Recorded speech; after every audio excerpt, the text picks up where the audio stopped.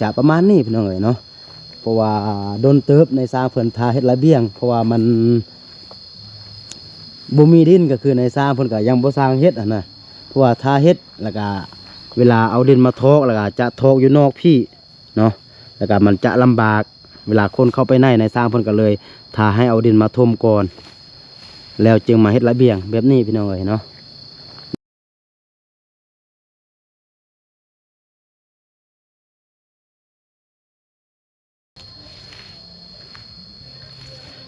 กราบทักทายสบายดีและสวัสดีเด้อพี่น้องบ่ว่าจะอยู่ในประเทศและต่างประเทศกะขอยินดีต้อนรับเข้าสู่ช่องคูดอยอีกคือเก่าคือเดิมเนาะกะเดี๋ยวนี้เนาะพี่น้องคูดอยกำลังลุกจากบ้านมาเมืองพร้าวดมเนาะพี่น้องแต่ว่ายังบ่ได้หอดอยู่ที่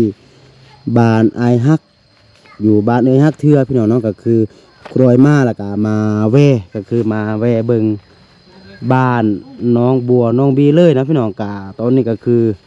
ครูดอยอยู่ที่บอนสร้างบ้านน้องบัวน้องบีเนาะนี่ในสร้างเพิ่นสบายดีในสร้างสบายดีโดยจะได้ด้วยนี่เดี๋ยวนี้พักกินข้าวกันที่กำลังพักเลยนี่อ๋อพอดีเลยนี่พอดีค่อยซื้อตัวนี้มาตัวนี้จะเป็นลาบกับแกงซื้อตลาดมาเอามาให้คิดว่ามาฮอดกันน่าจะพอดีอันฮอดยามเข้านี่แหละเราส่งคนเมื่อกินอยู่บ้านบู๊บอกแล้วเมื่อกี้เห็นอยู่อันทางนั่นแหละก็บอกแล้วบอกว่าซื้อลาบกับแกงมาบอกว่าให้ไปเอาเข้าแล้วก็นั่นแหละบอกให้อันเพิ่นไปเอาเข้าแล้วก็มากินน้ำกันบอกแบบนี้เดี๋ยวนี้ระเบียงที่ว่าตั้งเป็นที่เยี่ยมหัวแล้วเนาะมันพอกคานแล้วก็ปอบดินดินนี่เลือเนาะดินนี่เนาะทั้งอันเนื่อนกว้างยังปฐมเนี่ยทั้งอันก็ยังปฐมเทื่อป้อโถพักช่วงนั้นเอาพักไทยหน้าก็ฝนตกก็พักไทยหน้าแล้วก็เดี๋ยวนี้ฮะมาเริ่มเฮ็ดได้อยู่2 มือมื้อนี้3 มือ3 มือมื้อนี้3 มือแล้วถ้าเล็กเนาะถ้าไปบอกเขาบ่มาส่งเนาะเดี๋ยวนี้เอาแล้วก็ท่าด้วยเนาะก็ไปลากดึงจับเดี๋ยวนี้มันไปเอาเองเลยบ่มีคนงานมาส่งเลยบ่ป้าโถเนาะเอาเฮ็ดตัวนี้แหละมันซ่านี่ได้ให้เข้ามาส่งจับมันอ้วนมันนั่นถ้าห้ามกันใหญ่ได้มีหลายปานลมปานทรายดีแท้ให้เจ้าของห้านเพิ่นมาส่งเพราะมันอ่อนนี่ยามมันหักนี่โถเฮ็ดเฮือนหลังนี้มีปัญหาหลายเติบเลยเนาะขอขัดข้องบ่นึงทาหนึ่งบ่นึงทาหนึ่งอยู่ป้าโทรสายไฟต่ออยู่ไสเด้นี่โคนไอ้ออดอ๋อตัวนั้นมันบอนที่ว่าเพิ่นปั่นดินบล็อกอยู่หั่นติโดยดินบล็อกเอามาเติมไหมพอสำเร็จคิดว่าน่าจะพอเนาะยังคันห้องเทคานทั้งหน้านี่แล้วก็เททั้งพุ่นอยู่ประตูแล้วก็แล้วก็ที่โอเคเดี๋ยวจะลงไปเบิ่งก่อนนี่น้องพี่น้องสายไฟในสร้างเพิ่นจำเป็นต้องใส่ไฟพี่น้องเนาะนี่พูนต่ออยู่เทิงพุ่นพี่น้องเนาะนี่บ่ได้แม่นเงินหลังนี้นะพี่น้องเงินหลังนี้ก็คือบ่มีพูนไปต่ออยู่เทิงพุ่น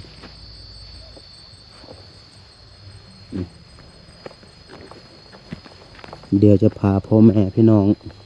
เข้ามาเบิ่งพี่น้องเนาะถูกก่อนสิได้ดินนี่ก็คือโอ้บ่ธรรมดาพี่น้องครูโดยซอกก็คือคนมาตางดินใส่อยู่บนนี่เนี่ยโอ้โถความยากคนใดมาเบิ้งกะบอกว่ารถเข้ามาบ่ได้คนใดมาเบิ้งก็บอกว่ารถเข้ามาบ่ได้บ่อยากเสี่ยงเนาะนี่พอดีครูดอยไปเจอก็คือเป็นอาจารย์สอนบอลเดียวกันที่ว่าตอนที่ว่าครูดอยเป็นครูอาสาพี่น้องเนาะแล้วก็เพิ่นซื้อรถไม้แล้วก็ครูดอยก็ขอให้เพิ่นมาทอกให้นะเนาะเพิ่นก็มาพี่น้องเอ๋ยเนาะแต่ว่าโอ้โธ่ก็คือความแพงพี่น้องลำรถนึงนี่เกือบก็คือ700 บาทพี่น้องเนาะอยู่ทางบ้านของกูดอยนี่ก็คือมีแต่350เนาะแต่ว่าอยู่พี่นี่ก็คือ700 บาทพี่น้องเฉพาะ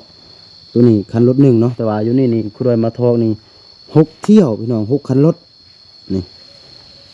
ตอนนี้ในสร้างเพิ่นก็เฮ็ดระเบียงออกมาเป็นที่เรียบร้อยพี่น้องเนาะ เดี๋ยวจะให้พ่อแม่พี่น้องได้เบิ่งทางนอกก่อนนี่ตัวนี้ก็เป็นดินบล็อกเนาะหรือว่าอินบล็อกเนาะทางไทยจะเอิ้นว่าอินบล็อกเนาะก็คือในสร้างเพิ่นสั่งมาใหม่นี่สไตล์เฮือนก็จะประมาณนี้พี่น้องเอ๋ยเนาะ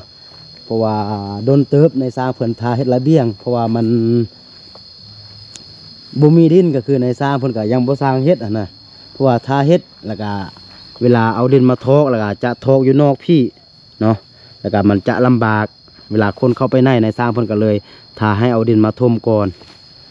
แล้วจึงมาเฮ็ดระเบียงแบบนี้พี่น้องเอ๋ยเนาะนี่โอ้โธ่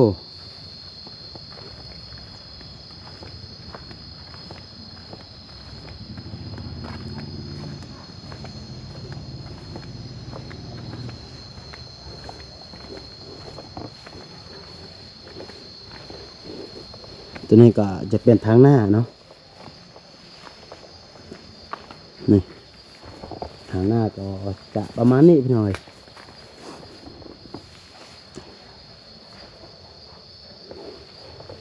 นี่แถวนี้ก็คือน่าจะเป็นน้องแก้วพี่น้องเอากล้วยมาปลูกไว้เป็นที่เยียบห้อยนี่1 ต้น2 ต้น3 ต้น4 ต้น5 ต้นกาดินตัวนี้เนาะพี่น้องถ้าหากว่ามันเลือกก็คือครูดอยจะให้น้องแก้วมาทอกใส่ทางนี้พี่น้องเนาะนี่ทอกทางนี้หรือว่าทอกมาทางนี้เพื่อที่ว่าจะให้หน้าบ้านของมันกว้างขึ้นอีกหน่อยนึงพี่น้องเนาะเดี๋ยวครูดอยจะพาพ่อแม่พี่น้องเข้ามาเบิ่งทางในนี่ก็คือทางในนี่ดินนี่ทมเป็นที่เฮียบห้อยพี่น้องเอ๋ยเนาะ โอ้สูงบันนี้พี่น้องเอ๋ย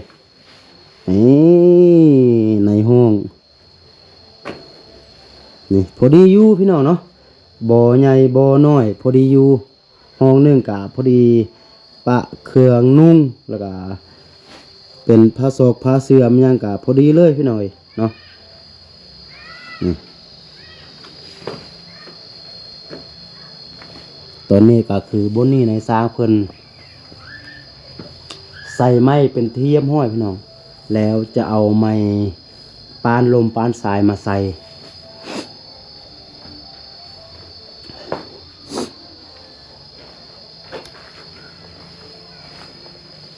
นี่เนาะบัดนี้บ่ซื้อกันแล้วพี่น้องเนาะนี่เพราะว่าประตูมันจะวิดกันแล้วพี่น้องนี่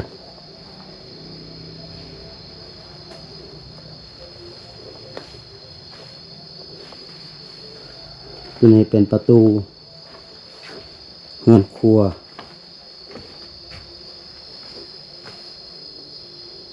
แต่ว่าทางนี้นี่ยังบ่ได้ใส่ดินเทื่อพี่น้องเอ้ย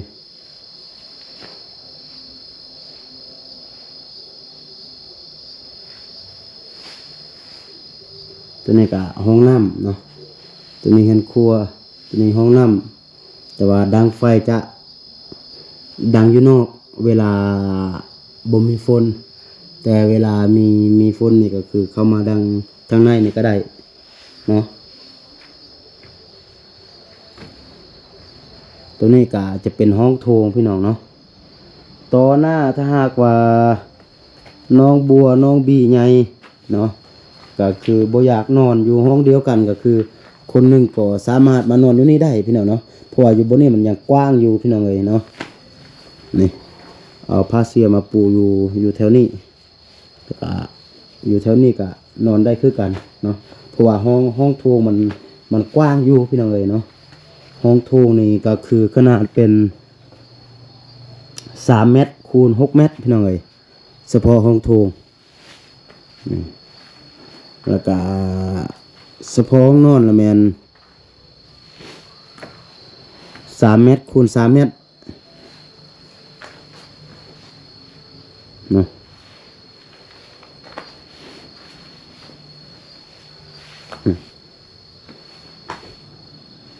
ตัวนี้ก็3 เมตรคูณ3 เมตรคือกัน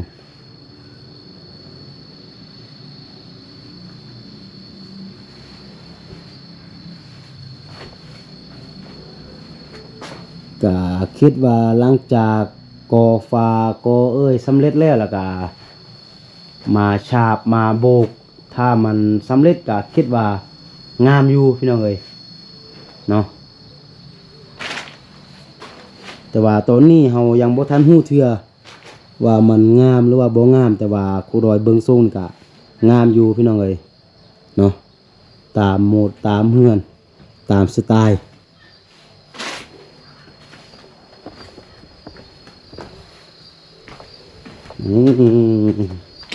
ทางนี้ก็จะเป็นทางนอก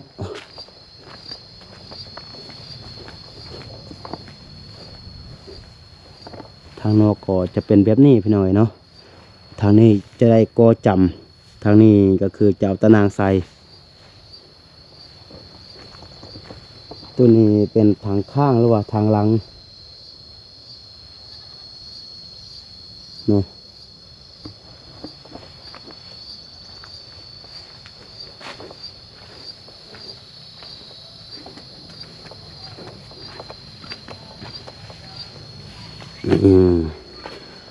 เดี๋ยวจะพาพ่อแม่พี่น้องมาเบิ่งมุมไก่เนาะ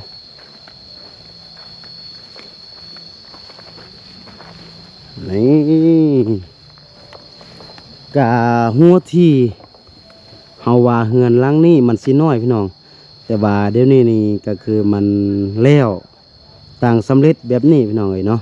ก็เป็นหูเป็นหางก็คือเป็นเฮือนหลังหนึงแล้วก็คือเฮาเบิ่งมันบ่ได้น้อยจักน้อยพี่น้องเนาะก็คือสำหรับสามแม่ลูกนี่ก็คือเป็นเฮือนหลังที่ว่าใหญ่เติบพี่น้องเนาะน้องแก้วก็ยังบอกนำครูดอยพี่น้องบอกว่าเฉพาะตัวเองถ้าเป็นตัวเองนี่โซกเงินก็คือเฉพาะศาสตร์นี่ตัวเองก็จะเฮ็ดบ่ได้เฮือนแบบนี้นะพี่น้องเนาะเพราะว่ามันใช้งบมหาศาลพี่น้องเอ้ยเนาะ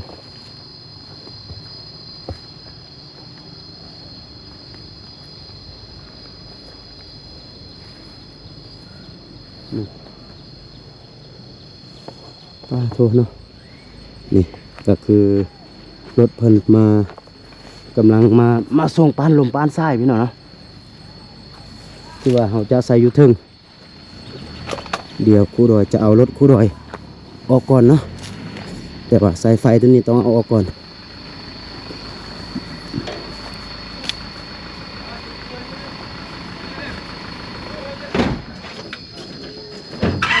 ตอนนี้นะพี่น้องก็คือในสร้างเพิ่นเอามาบ่ถึกสีพี่น้องเนาะเป็นสีแดงเพราะว่าเฮือนตัวนี้พี่น้องเนาะกะหลังคาก็เป็นสีแดงแล้วก็ปานลมปานทรายก็เป็นสีแดงแล้วพี่น้องเนาะแล้วก็ในสร้างเพิ่นมาแล้วก็จะเอาสีแดงมาใส่อยู่สีหน้าตัวนี้พี่น้องเนาะแต่ว่าครูดอยบอกว่าให้เปลี่ยนให้เอาสีเท่ามาใส่พี่น้องก็คือให้มันคล้ายๆกับบ้านของครูดอยพี่น้องเอ๋ยเนาะเพราะว่าถ้าเราเอาสีแดงมาใส่เติมก็คืออยู่ทางเทิงอยู่ทางหลังคาก็คือทั้งหมดมันจะเป็นสีแดงเลยมันก็บ่ค่อยงามบ้านใดพี่น้องเอ๋ยเนาะครูดอยก็เลยบอกว่าให้เปลี่ยนเอาสีเทามาใส่เนาะเพื่อที่ว่าให้มันมีลายสีแดงนะเนาะตอนนี้ก็คือนายสร้างกับซูเฟอร์รถเนาะ ที่ว่ามาส่งแล้วก็กำลังจะไปเปลี่ยน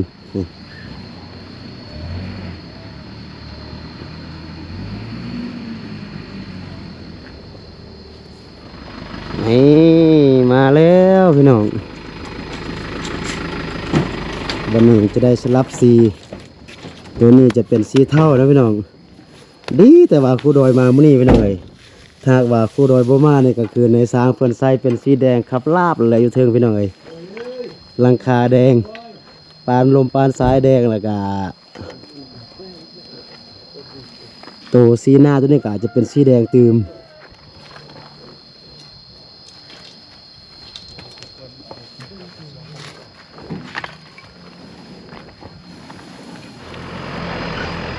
ตอนนี้ก็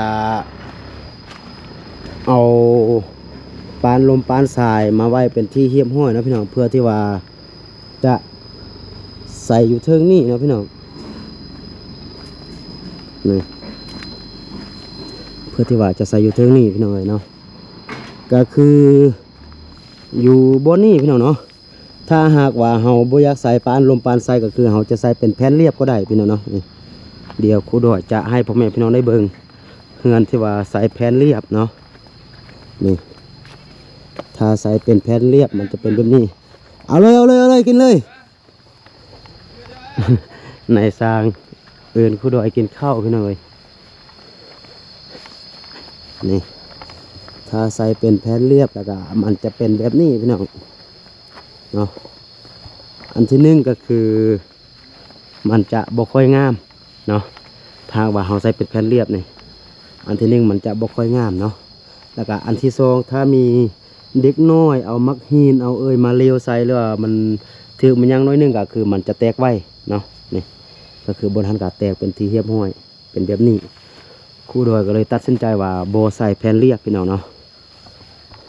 เพราะว่ามันบ่ค่อยดีปานใดก็คือถ้ามีลมแห้งๆมันอาจจะแตกได้ถ้าหากว่าเราใส่เป็นแผ่นเรียบแล้วก็บัดนี้ถ้าหากว่าเราใส่ตัวนี้พี่น้องก็คือมันทนมันทานมันดีตัวนี้แล้วก็มันก็ยังงามตื่มพี่น้องเนาะงามกว่าแผ่นเรียบเฉพาะตัวนี้เนาะก็โมสิแล้วพี่น้องเลยเนาะเพราะว่าเดี๋ยวนี้ก็คือในสร้างเพิ่นก็ได้ซีนาตัวนี้แล้วก็คิดว่าหลังคาก็น่าจะเป็นมื้อนี้ถ้าว่าเป็นมื้อนี้ก็มื้ออื่นก็คิดว่าแล้วหมดเฉพาะหลังคาเนาะอีกประมาณมื้อหนึ่งสองมื้อก็คิดว่าตรงนี้ก็สิแล้วพี่น้องเนาะตัวโกฟ้าตัวนี้ก็สิแล้วหมดแล้วก็คานตัวนี้เนาะคานตัวนี้ก็คือในสร้างเพิ่นจะเทในสร้างเพิ่นจะเท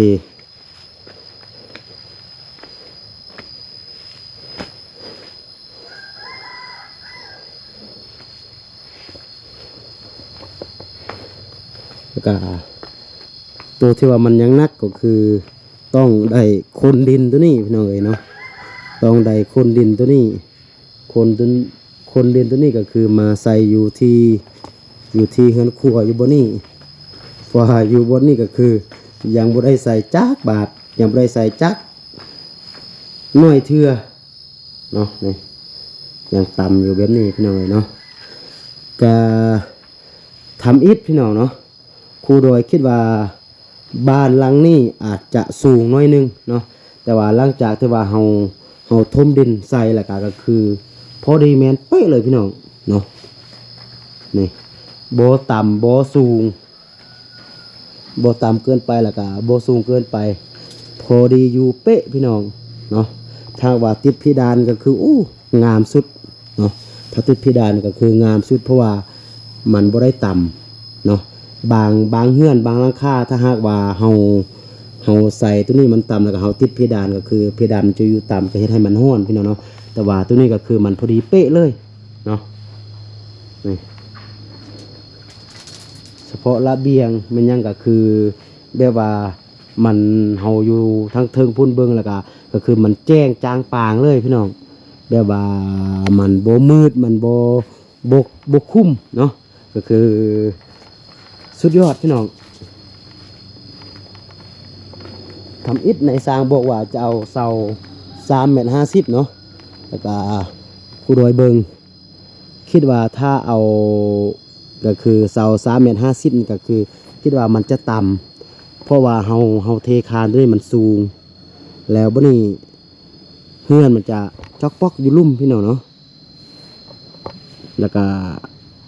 ระหว่างอยู่เทิงตัวนี้กับคานตัวนี้ก็คือมันจะอยู่ต่ำพี่น้องเนาะแล้วก็เฮ็ดให้มันบ่ค่อยงามปานใดแล้วก็ช่วงยามร้อนแล้วก็มันก็จะร้อนตื่มเนาะแต่ว่าตัวนี้ก็คือโอเคเลยบ่สูงบ่ต่ำนี่ก็คืองามพี่น้องเนาะก็คือรูปทรงมันยังก็คืองามเนาะยอมรับว่างามพี่น้องก็เป็นเฮือนที่ว่าคล้ายๆเฮือนครูดอยพี่น้องตัวนี้แต่ว่าต่างแต่หลังคาของครูดอยจะเป็นซิกแซกจะเป็น2 สันเนาะจะเป็นหลังคาซองหลังคาแต่ว่าตัวนี้เพื่อความเรียบง่ายพี่น้อง เฮาเลยเฮ็ดเป็นหลังคาเดียวก็งามคือกันเนาะนี่ป้าโธ่เดี๋ยวเฮามาโอมาลมกันอยู่พี่ก่อนเนาะก็ต้องขอโทษขออภัยนะพี่น้องก็คือหน้าตาหรือว่าการแต่งกายของครูดอยอาจจะบ่ดูดีบ่งามพี่น้องเอ้ยเนาะก็คือครูดอยนี่เดินทางใส่มอเตอร์ไซค์ก็คือดมฝุ่นดมโคลนมาแล้วก็ใส่หมวกกันน็อกเนาะแล้วก็เฮ็ดให้ผมนี่ก็อยากมายุมายะหน่อยนึงพี่น้องเอ้ยเนาะเพราะว่ามันอิงตามสภาพการที่ว่าครูดอยใส่แล้วก็ครูดอยเดินทางแบบนี้เนาะแล้วก็เครื่องก็อาจจะเปื้อนแดเพราะว่ามาก็เจอฝุ่นเจอโคลนแบบนี้นะเนาะแล้วก็มาเมื่อนี้พี่น้องเอ้ยก็น้องแก้วน้องบัวน้องบี้ก็บ่อยู่คือเก่าก็คือไปให้พี่น้องเอ้ยก็ถ้าหากว่ามืออื่นถ้าหากว่าน้องบัวน้องแก้วแล้วก็น้องบี้ยังไปให้ตืมมืออื่นละแมนครูดอยจะพาพ่อแม่พี่น้องไปให้ก็คือไปเบิ่งให้